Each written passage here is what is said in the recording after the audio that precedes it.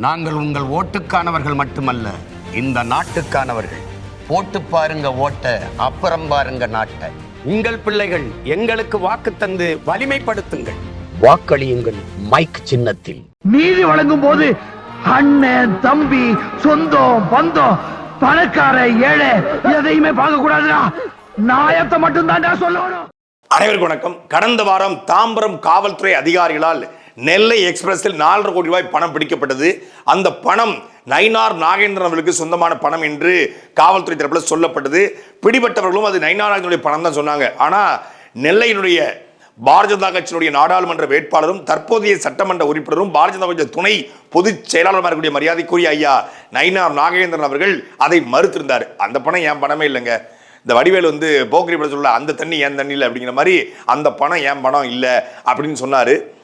இன்றைக்கு தாம்பரம் காவல்துறை போட்ட எஃப்ஐஆர் வெளிவந்திருக்கிறது. அந்த எஃப்ஐஆர் மிக தெளிவாக கூறுகிறது, இந்த பணம் நயினார் நாகேந்திரனுக்கு சம்பந்தப்பட்ட பணம். பிடிபட்டவர்கள் அதை ஒப்புதல் வாக்குமூலமாக கொடுத்திருக்காங்க.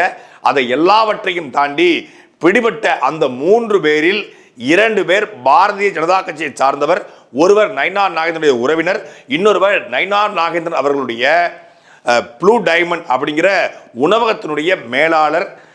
அதை தாண்டி நயினார் நாகேந்திரனுடைய விசிட்டிங் கார்டு, அடையாள அட்டையை அவங்க வச்சிருந்திருக்காங்க. ஏ கிளாஸ்ல உடனடியாக அவங்களுக்கு டிக்கெட் கிடைப்பதற்கு நயினார் நாகேந்திரன் கொடுத்த பரிந்துரை கடிதம் சிக்கியிருக்கிறது. அதை ரயில்வே காவல்துறையும் உறுதிப்படுத்தியிருக்கிறது. இதை எல்லாவற்றையும் தாண்டி நயினார் நாகேந்திரன் அவர்களுக்கு வீட்டுக்கு பக்கத்தில் ஏடிஎம்ல போய் பணத்தை ஃபில் பண்ணக்கூடிய அந்த வண்டி நின்றிருக்கிறது. அதை சிசிடிவி மற்றும் உளவுத்துறை ரிப்போர்ட்டும் உறுதி செய்திருக்கிறது. நயினார் நாகேந்திரன் இந்த பணத்தை கொண்டு வந்து அந்த வண்டியில வச்சு ஊருக்கா கொண்டு போய் கொடுப்பதற்கான ஏற்பாடுகள் நடந்திருக்கிறது.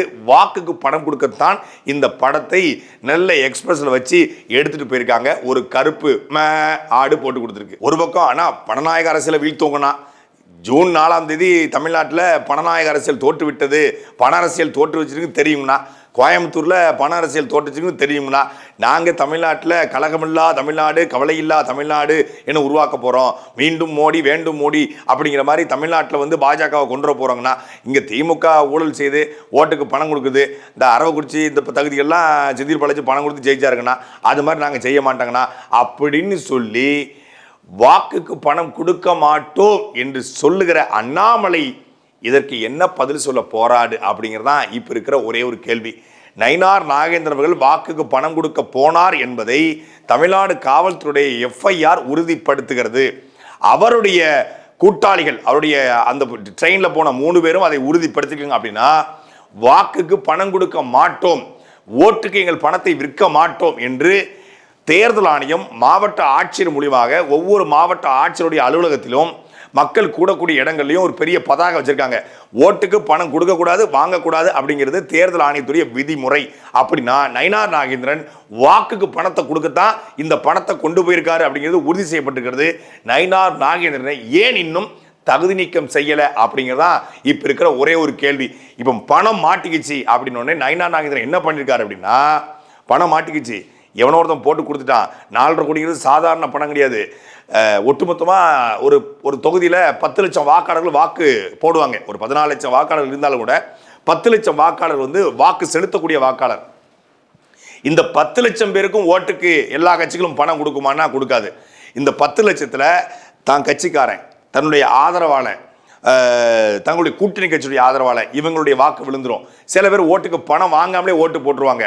அப்புறம் கூட்டணி கட்சியும் ஓட்டை பிரிக்கும். ஏன்னா 10 லட்சம் ஓட்டும் ஒரே கட்சிக்கு விழ போகிறது இல்லை. திமுக ஓட்டை பிரிக்கும், அதிமுக வேட்பாளர் பிரிப்பார், நாம் தமிழருக்கான வாக்கு இருக்கிறது. அப்போ பாரதிய ஜனதா கட்சி திருநெல்வேலி தொகுதியில் தன்னுடைய செல்வாக்கை காட்ட ஒரு 1 லட்சம் ஓட்டு இருந்தால் நயினார் நாகேந்திரனுக்கு அதிக வாக்கள் கிடைக்க வாய்ப்பு இருக்குது. அவர் 1 லட்சம் ஓட்டை அவர் டார்கெட் பண்ணி ஒரு ஓட்டுக்கு 500 ரூபா வீதம் 50 கோடி ரூபாய் கொடுத்தால் அவர் வென்றிடலாம் அப்படின்னு அவர் நினைச்சிருக்காரு. அப்போ அந்த 1 லட்சம் வாக்காளரை டார்கெட் பண்ணி தான் பல்வேறு பகுதியிலிருந்து பணங்கள் நெல்லைக்கு கொண்டு வரப்பட்டிருக்கிறது. அது எல்லாமே அங்கங்கே பிளாக் ஆயிடுச்சு.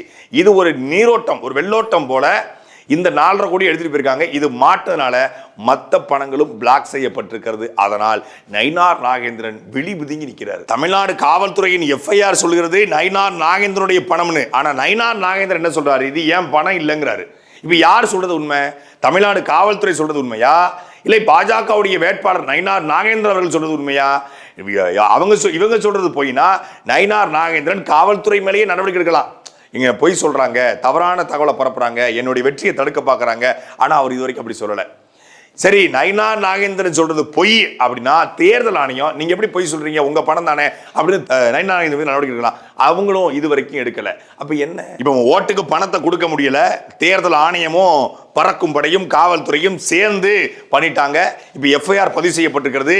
இது எந்த நேரமும் விசாரணை எடுத்துக்கொள்ளப்படலாம். தேர்தல் ஆணையம் எந்த நேரமும் உண்மையிலே நேர்மையான தேர்தல் ஆணையமா இருந்தால் நயினார் நாகேந்திரனை தகுதி நீக்கம் செய்யணும். இப்போ தேர்தலை நிறுத்தி வைப்பதோ தேர்தலை தள்ளி வைப்பதோ சரியா இருக்காது. ஏன்னா தேர்தலை நிறுத்தி வைப்பதற்கு மற்ற வேட்பாளர் இருக்காங்க, அவங்க யாரும் தவறு செய்யல. இன்னொன்று, அவங்க லட்சக்கணக்கான ரூபாய்களை செலவு பண்ணியிருக்காங்க. நாம் தமிழர் கட்சி கிட்டத்தட்ட ஒரு 6 மாத காலமாக வேலை செய்யுது.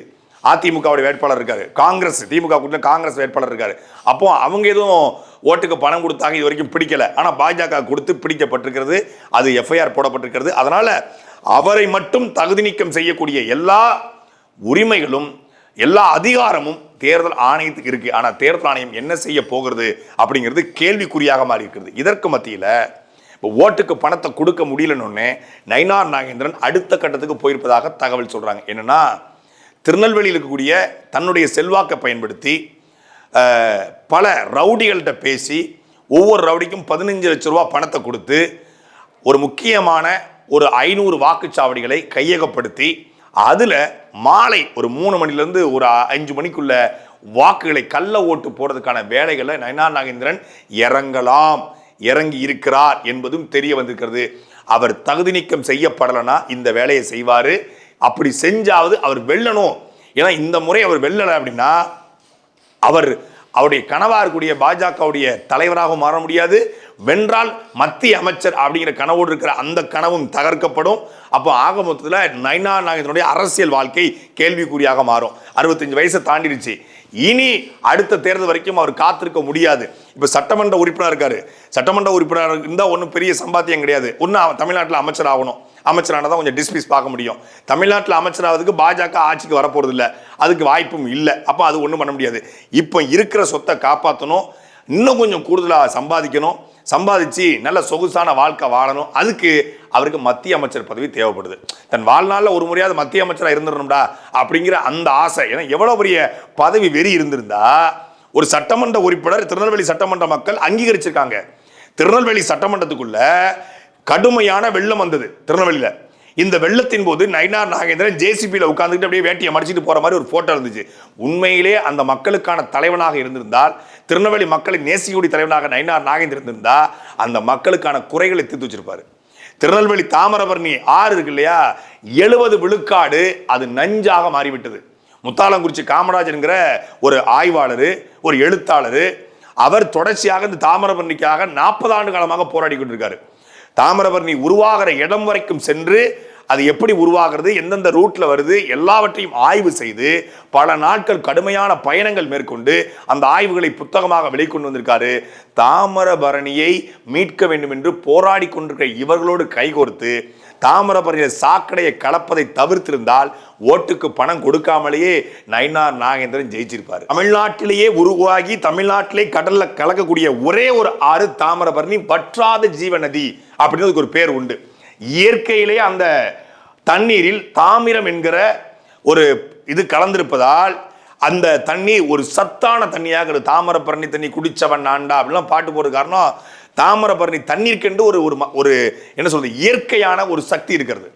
அதனாலதான் தாமிரபரணியில் போயிட்டு மூழ்கிறது, பாவத்தை போக்குறது, அங்க நீராடுவது, இப்படி பல சடங்குகளை வச்சிருக்காங்க இந்து மரபுல.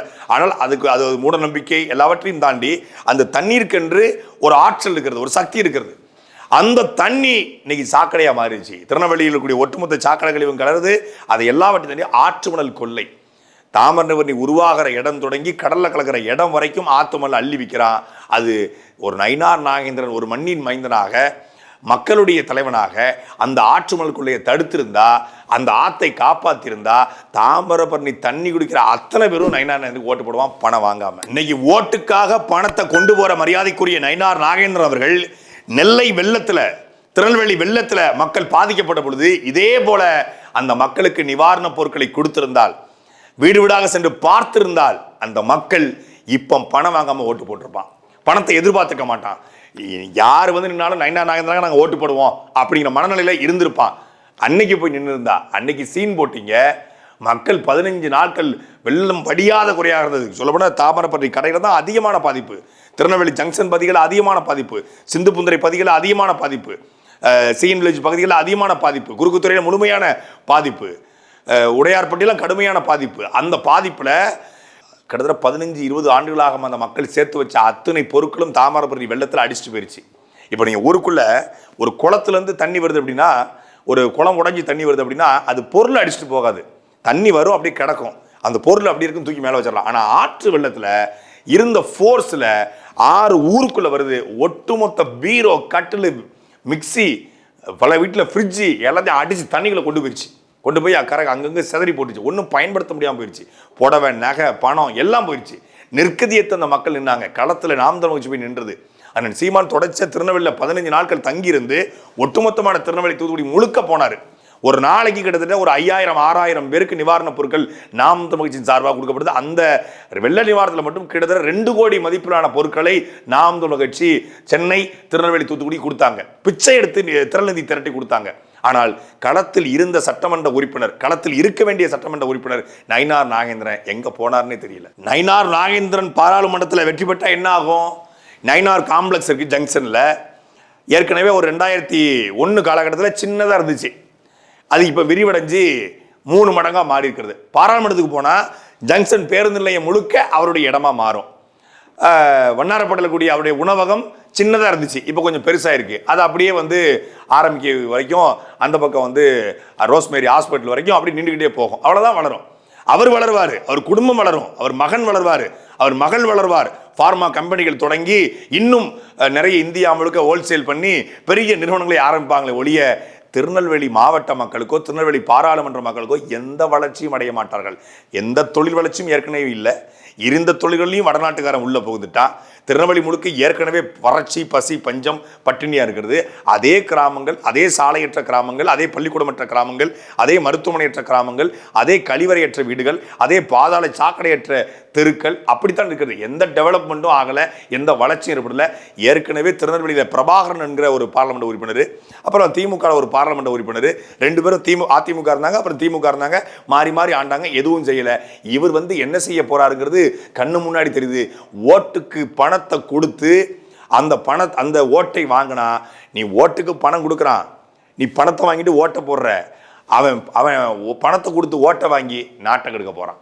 அப்ப அவனுக்கு நீங்க ஓட்டுகளுக்கு போட போறீங்களா, இல்லை இந்த மாற்று அரசியலுக்கு நிற்கிற நாம் தமிழ் கட்சிக்கு வாக்கு செலுத்த போறீங்களா அப்படிங்கிறதா இங்க இருக்கிற மிகப்பெரிய கேள்வி. இது வரைக்கும் திருநெல்வேலியில வந்து ஒரு முக்குளத்தூர்ல ஒரு மறவரில் வந்து பார்லிமெண்ட் உறுப்பினரே வரல, நான் ஜெயிச்சேன்னா முக்குளத்தூருக்கு அப்படி பண்ணுவேன், மறவர்களுக்கு இப்படி பண்ணுவேன் அப்படின்னு சொல்லி முக்குளத்தூர் வாக்கை பறிக்க, மறவர் சமூகத்துடைய வாக்கை பறிக்க நயினார் நாகேந்திரன் திட்டமிட்டு நிற்கிறாரு. நான் வெளிப்படையாக கேட்க விரும்புகிறேன், தேவர் சமூகத்திற்கு, மறவருக்கு நயினார் நாகேந்திரன் அவர்கள் இதுவரைக்கும் செய்த நன்மை என்ன?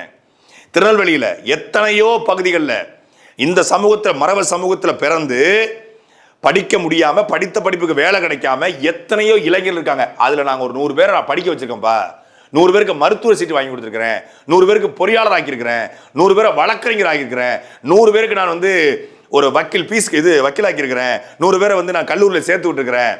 மேலே நீலிதநல்லூர் கல்லூரியில் ஒரு மலையாளியோட கட்டுப்பாட்டில் வந்து அந்த கல்லூரியே இழக்கிற நிலைமையில் இருந்தது. குறிப்பாக மூக்கையா தேவர் அவர்களால் முத்துராமலிங்கத்துடைய பெயரில் கட்டப்பட்டு தேவர் சமூகம் மட்டுமல்ல எல்லா சமூக மக்களும், பின்தங்கிய மக்களும் வந்து கல்வி அறிவு பெற வேண்டும் என்று உருவாக்கப்பட்ட மேல நீலிதழ் கல்லூரியை எதிர்த்து பல அமைப்புகள் போராடிய பொழுது, மாணவர்கள் போராடிய பொழுது, நான் என்ன பண்ண முடியும், ஏன்டனா அதிகாரமா இருக்கு, நான் என்ன செய்ய முடியும் என்று கைவிரித்தவர் தான் இந்த நயினார் நாகேந்திரன் அவர்கள். அப்பொழுது நான் கடுமையாக 2-3 காணொலியில் வெளியிட்டு தமிழ்நாடு அரசுக்கு அதை கொண்டு போய் சேர்த்து, அதே போல வந்து அண்ணன் சீமான் அவர்கள் தொடர்ச்சியாக அறிக்கை வெளியிட்டு மல்லர் மீட்பு களம் என்ற செந்தில் மல்லர் கூட இறங்கி போராடினார். ஆனால் நயினார் நாகேந்திரன் அந்த பக்கமே எட்டி பார்க்கல. அது குறித்து என்கிட்ட பேசாதீங்கன்னு சொல்லி மாணவர்கள் போன போது சொன்னார். அது அப்படியே அப்பட்டமான உண்மை. அப்படிப்பட்ட ஒருத்தர் இந்த சமூக மக்களுடைய வாக்கை பறிப்பதற்காக இன்னைக்கு தேர்தல் களத்தில் நிற்கிறாரு. ஓட்டுக்கு பணம் கொடுப்பவன் பாவி, அந்த பணத்தை வாங்கிட்டு ஓட்டு போடும் தேச துரோகி என்ற தெய்வ திருமணர் முத்துராமலிங்க தேவருடைய வழிவந்தன்னு சொல்ற நயினார் நாகேந்திரன் ஓட்டுக்கு பணம் கொடுக்குறான்னு தேவர் சொன்னாரு. நீங்க தேவர் பேரை சொல்லிட்டு ஓட்டுக்கு பணம் கொடுக்கல, உங்களுக்கும் தேவருக்கும் என்ன சம்பந்தம்னு சொல்லி மக்கள் கேட்கணும். தன்னுடைய 1500 கோடி சொத்துக்களை நயினார் நாகேந்திரன் மறைத்து விட்டார் என்று மதுரை நீதிமன்றத்தில் மகராஜன் என்பவர் வழக்கு போட்டிருக்காரு. 1500 கோடிக்கு மேலதான் சொத்து இருக்கும். தமிழ்நாடு முழுமைக்கு உள்ள ஒவ்வொரு பேருந்து நிலையங்களிலும் இருக்கக்கூடிய உணவகங்கள்ல நயினார் நாகேந்திரன் அவர்கள் பார்ட்னர். திருச்சி, கோயம்புத்தூர், சேலம், திருவாரூர், சென்னை, இப்படி பல ஊர்களில் அவருக்கு ஹோட்டல்ஸ் இருக்கு. அதுபோல ஃபார்மா மேனுஃபேக்சரிங் யூனிட் வச்சிருக்காரு, அவருடைய மருமகனுக்கு சம்பந்தப்பட்ட யூனிட். இப்படி பல தொழிலை வைத்திருக்கிற நயினார் நாகேந்திரன் அவர்கள் தன்னுடைய சொந்த பணத்துல அவர் உண்மையிலே அந்த திருநெல்வேலியுடைய மண்ணின் மைந்தனாக இருந்திருந்தா, அந்த மக்கள் நேசிக்கக்கூடிய ஆளா இருந்திருந்தா, திருநெல்வேலி தான் தமிழ்நாட்டிலே அதிகமான குளங்கள் இருக்கக்கூடிய பகுதி திருநெல்வேலியில். அந்த திருநெல்வேலியில் இதுவரைக்கும் ஒரு குளத்தை தூர்வாரினாரு, ஒரு மரக்கன்று நட்டாரு, ஒரு ஏரியை தூர்வாரினாரு, ஒரு ஆத்துல கரையை தூர்வாரினாரு, ஒரு கம்மா கரையை தூர்வாரினாரு அப்படின்னு ஏதாவது செய்தி படிச்சிருக்கீங்களா? ஒட்டுமொத்தமான குளங்களும் இன்னைக்கு தூர்க்கப்பட்டிருக்கிறது. அது தூர்க்கப்பட்டதுடைய விளைவு தான் சென்னை, தூத்துக்குடியில் பெரு வெள்ளம். குளங்கள் தூர்வாரப்பட்டு, நீ சொந்த பணத்தை போட வேண்டாம், சட்டமன்ற உறுப்பினருடைய நிதியில் இருந்தால் அவர் செஞ்சிருக்காரான்னு பார்த்தா இல்ல. சரி, தன் பாஜக காரங்களை சுயம் சேவாக்களை அழைத்து கொண்டு சீர்படுத்திக்காரன்னு பார்த்தா அதுவும் இல்லை. அப்படி எதுவுமே செய்யலைன்னா ஓட்டுக்கு பணம் தானே கொடுக்கணும், அதுதான் செய்யறாரு. இந்த சம்பவம் காட்டி கொடுப்பது ஒன்னே ஒண்ணுதான், பாரதிய ஜனதா கட்சி திமுக அதிமுகவுக்கு எந்த மாற்றம் இல்லை. அவர்களும் குவார்டர் கோழி பிரியாணி பணம் கொடுத்து வாக்கை பறிக்கிறாங்க, இவர்களும் குவார்டர் கோழி பிரியாணி கொடுத்து பணம் கொடுத்து வாக்கை பறிக்கிறாங்க. அப்ப அண்ணாமலை அவர்கள் சொல்கிற பண அரசியலை ஒழிப்போம், ஜூன் 4ஆம் தேதி பண அரசியல் தோற்றுவிட்டது என்கிற செய்தி அப்பட்டமான பொய். அண்ணாமலை சொன்ன பொய்யில இதுவும் ஒண்ணு. மோடி சொன்ன 100 பொய்கள் அப்படிங்கிற புத்தகம் போட்ட மாதிரி அண்ணாமலை சொன்ன 1000 பொய்கள்னு ஒரு புத்தகம் போடலாம். தமிழ்நாட்டில் நயினார் நாகேந்திரனுக்கு சென்னையிலிருந்து பணம் போது கோயம்புத்தூர்ல 1500 பேர் மணல் ராமச்சந்திரனோட டீம் உள்ள இறங்கி அண்ணாமலைக்காக ஒரு ஓட்டுக்கு 2000 ரூபாய் வரைக்கும் கொடுக்கறதுக்கு திட்டப்படுறாங்களா. இந்த 17, 18 இந்த 2 நாட்கள்ல மட்டும் ஒட்டுமொத்த கோயம்புத்தூர் முழுக்க பணப்பட்டுவாடா நடைபெற இருக்கிறது. அப்புறம் என்ன மாற்றுனீங்க? சாட்டை எடுத்து நாட்டை திருத்து, இளம் தலைமுறை தானே நீ